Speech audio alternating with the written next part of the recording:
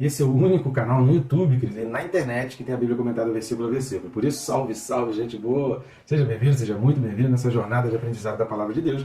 E nesse vídeo o tema é o seguinte: a importância de suportar a exortação. Que em tempos de mimimi é importante a gente pensar sobre isso. Então não sai daí, fica comigo até o final. Vamos junto.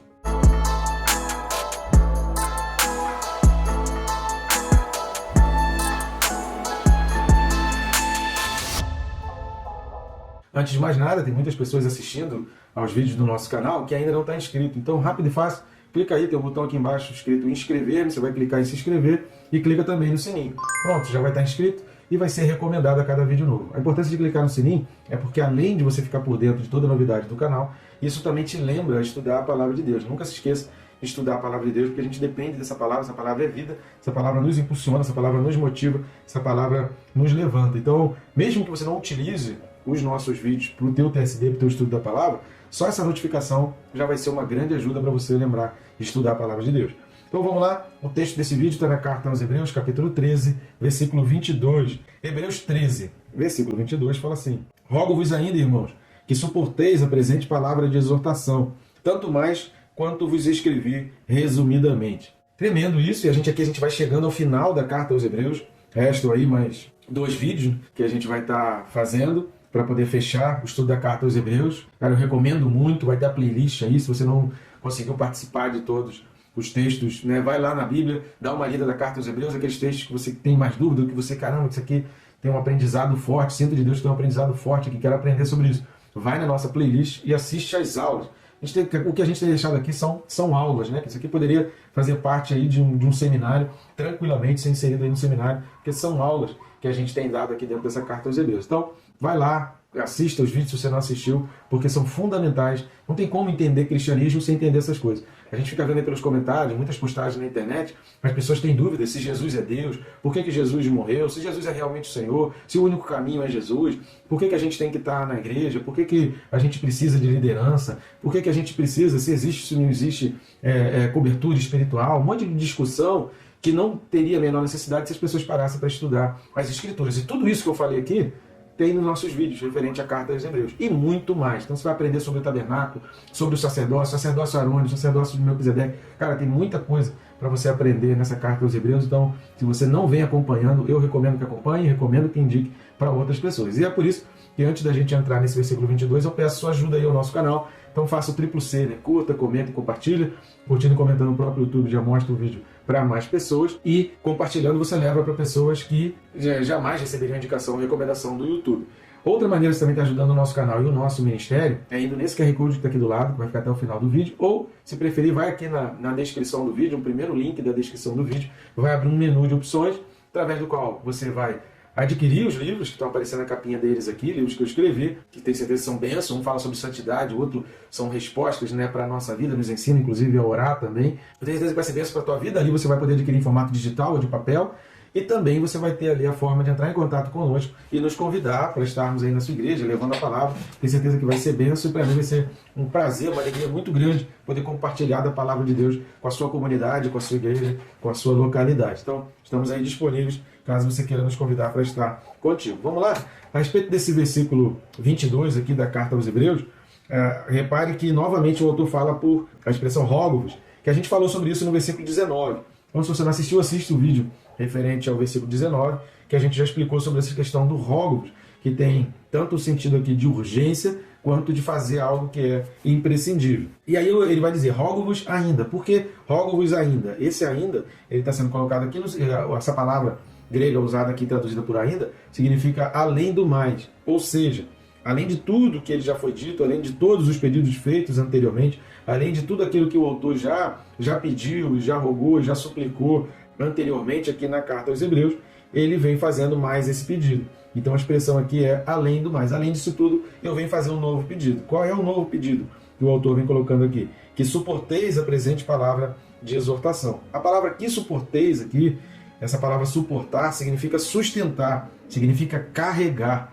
Então a palavra de suportar é você carregar. Tem gente que usa essa expressão suportar como se fosse deixando para lá. Não é esse o sentido bíblico. O sentido bíblico de suportar não é se esquecendo, não é deixando de lado, não é ignorando, mas é você abraçando, é você carregando aquilo dali. É você transformando aquilo e fazendo toda a diferença na tua vida.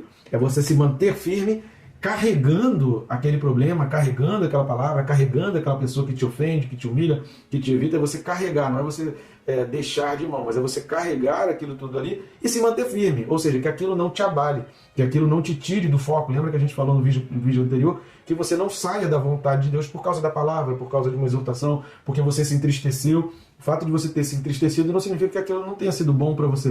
A gente precisa aprender a raciocinar as coisas, né? Não enxergando as coisas pelo que elas são exatamente, mas pelo quanto aquilo é importante para a nossa vida e o quanto que aquilo vai refletir na nossa vida. Por isso, sobre essa questão de suporteis, eu gostaria de ler Colossenses 3, gostaria de ler dois textos, né? O primeiro deles, Colossenses 3, versículo 13. Carta de Paulo aos Colossenses, capítulo 3, versículo 13, fala assim: suportai-vos uns aos outros, perdoai-vos mutuamente, caso alguém tenha motivo de queixa contra outrem. Assim como o Senhor vos perdoou, assim também perdoai vós. Colossenses 3,13 confirma o finalzinho daquela oração que a gente conhece ali como a oração do Pai Nosso. Então repare que a palavra suportar aqui está sendo explicada por Paulo, para exatamente não gerar nenhum tipo de dúvida, que esse suportar não significa simplesmente deixar para lá e esquecer. Significa perdoar mutuamente, significa, né, caso você tenha algum motivo de queixa, caso aquilo tenha te entristecido, você vai perdoar mutuamente da mesma maneira como Deus perdoa. A gente não pode esquecer que a oração que Jesus ensina e o parâmetro, a medida de perdão que você vai receber de Deus é a medida que você dá para os outros à sua volta. Nunca se esqueça disso. Deus não vai derramar mais perdão para você do que você derrama para as outras pessoas. Deus pode até perdoar, querer perdoar muito, mas se sua medida de perdão aos outros for pequenininha, se o cálice for muito pequeno, Deus vai perdoar muito pouco. Lembra o que Jesus falou para aquela mulher aquela prostituta que lava os pés dele? A quem muito ama, muito se perdoa. Vamos ler mais um outro texto? Efésios capítulo 4, versículos de 2 a 6. Carta de Paulo aos Efésios, capítulo 4, versículos de 2 a 6, vai falar assim: com toda humildade e mansidão, com longanimidade, suportando-vos uns aos outros, em amor, esforçando-vos diligentemente por preservar a unidade do Espírito no vínculo da paz. Há somente um corpo e um Espírito, como também fostes chamados numa só esperança da vossa vocação. Há um só Senhor, uma só fé, um só batismo, um só Deus e Pai de todos, o qual é sobre todos, age por meio de todos e está em todos. Então esse é o sentido do suportar-vos, esse é o sentido que o autor vai falar aqui. Além de tudo que eu já pedi até aqui, toda essa minha carta, além de tudo isso que eu já pedi até aqui, eu venho pedir isso. Eu venho pedir que suporteis uns aos outros, que carregue o fardo uns dos outros. E ele vai falar assim, olha, suporteis a presente palavra de exortação. Então, esse uns aos outros já se torna específico diante daquilo que ele mesmo vem falando. Então, o mesmo sentido que a gente falou aqui desses textos do uns aos outros, ele fala assim, ó, não me considere diferente disso. Que seu estilo de vida, essa maneira como você deve sempre proceder, isso deve ser aplicado também na minha palavra de exortação. E aí, palavra de exortação é a palavra que no grego logos, e de exortação é paráclesis. Paráclesis é a palavra derivada de paráclitos, e significa exatamente, né, esse logos significa discurso, significa fala, significa tudo aquilo que eu discursei aqui. A palavra paráclesis é bem amplo, né? Tem um sentido muito amplo, assim como paráclitos também é muito amplo, e ele tem o sentido de confortar, exortar e de fazer com que isso seja estimulante. Então o que Paulo está falando aqui, olha, carregue, mantenha esse fardo em amor, perdoando aquilo que porventura eu falei aqui, eu escrevi aqui, que tenha magoado, que tenha gerado no teu coração algum tipo de tristeza ou mágoa, você me perdoa por isso, mas que eu espero que essas palavras tenham sido para você conforto, tenham sido estímulo para a tua vida. Isso significa duas coisas. Primeiro, uma palavra precisa ser aceita não pelo fato de ser branda ou dura. Não é essa a avaliação que a gente tem que fazer para a gente aceitar ou não a palavra. Se foi brando, se falou calminho, ou se falou de forma muito dura, muito veemente. Esse não deve ser o parâmetro. Hoje em dia as pessoas estão falando muito isso, né? Fala calminho, que as pessoas aceitam muito mais. Esse é o grande problema, porque as pessoas que estão discursando, as pessoas que estão fazendo palestras e dando entrevistas, estão se utilizando desse artifício porque entenderam que a população está tendo a compreensão errada. A gente está compreendendo errado. Não é se a forma de falar foi dura ou branda que deve ser medida para você para considerar ou desconsiderar. O significado, o sentido, a composição, tudo que foi dito é o que deve estar sendo em foco. E principalmente os efeitos daquilo. O que aquilo está gerando em mim? De que forma isso vai ser útil? De que forma isso vai ser instrutivo? Ou não? Será que isso não vai ser instrutivo? Será que isso não vai me confortar? Isso não vai ser bênção para a minha vida? Então, se não edifica, eu desconsidero, ignoro, limpo o meu coração, perdoo essa pessoa, vou conviver com essa pessoa apesar do que ela disse, mas eu não aceito e não vou trazer essa palavra para o meu coração. Agora, se aquela palavra, independente de ter sido branda ou dura, foi útil para mim, vai ser útil para mim, vai ser um diferencial na minha vida, vai gerar em mim uma vida, vai me impulsionar, vai me motivar, vai me confortar, então essa palavra eu vou guardar no meu coração, independente de ter sido dura ou branda, eu vou seguir e eu vou agradecer essa pessoa por ter falado aquilo. Esse é o pedido do autor aqui nesse ponto. E a outra questão com relação à palavra de exortação é que o pedido aqui do autor é para que, mesmo que palavras tenham causado confronto, nós não podemos desprezar o conserto de Deus. Ainda que algumas palavras pareçam duras demais e gerem em nós algum tipo de tristeza, a gente precisa entender que talvez aquele confronto, nem sempre uma palavra vai trazer um conforto, mas é no confronto que a gente aprende muito mais, é no confronto que a gente cresce muito mais. E é nesse confronto que Deus vai provocando em nós o conserto. É nesse conserto que a gente vai deixando aquilo que não vai ser útil, que não vai ser agradável para fazer a vontade de Deus e que é completamente desprezível na nossa caminhada em direção à vontade de Deus. As coisas que nos aproximam do mundo, largar isso gera uma dor, gera um confronto. Então, quando a gente é confrontado pelas nossas concupiscências e desejos carnais, humanos e materiais, isso é muito difícil da gente ouvir e é muito difícil da gente fazer essa ruptura, porque a gente precisa morrer para aquilo, para a gente ressuscitar para Jesus. Lembra dos 3 últimos vídeos? Se você não assistiu, assista para você entender isso que eu falei aqui. E vamos dar uma lida na segunda carta de Paulo aos Coríntios, capítulo 7, versículos 10 e 11. 2 Coríntios, capítulo 7, versículos 10 e 11 diz assim: porque a tristeza, segundo Deus, produz arrependimento para a salvação, que a ninguém traz pesar, mas a tristeza do mundo produz morte. Porque quanto cuidado não produziu isto mesmo em vós, segundo Deus fostes contristados. Que defesa, que indignação, que temor, que saudades, que zelo, que vindita, em tudo destes prova de estardes inocentes nesse assunto. Então, se é uma tristeza segundo Deus, segundo o que Deus está provocando, se é uma tristeza por causa do conserto, se é uma tristeza por causa da morte para o pecado, então pode ter certeza que isso não vai trazer um pesar. Aquele entristecimento momentâneo não traz um pesar. Porque a tristeza do mundo te leva à morte. Mas a tristeza, segundo Deus, vai produzir arrependimento para a salvação. E a certeza da salvação traz sobre o teu coração a alegria. Não por causa das circunstâncias desse mundo, mas pela certeza de um dia estar com o Senhor na glória. E voltando lá para a carta aos Hebreus, capítulo 13, quando ele está falando aqui no versículo 22, no final, que vos escrevi resumidamente, é sobre aquilo que ele falou no capítulo 9, versículo 5. Então vamos dar uma lida nesse texto. Hebreus 9, versículo 5, ele fala assim: e sobre ela os querubins de glória que com sua sombra cobriam o propiciatório.